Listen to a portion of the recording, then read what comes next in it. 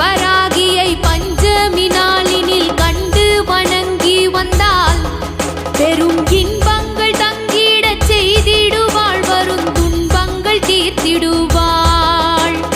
சிங்கத்தின் மீதினில் வந்தருள் செய்திடும் சிந்துர வண்ணத்தினாள், அன்னை செங்கையில் சங்குடன் சக்கரம் கொண்டவள் விஷ்ணுவின் அம்சத்தினாள். பச்சை நிறத்தவள் இச்சை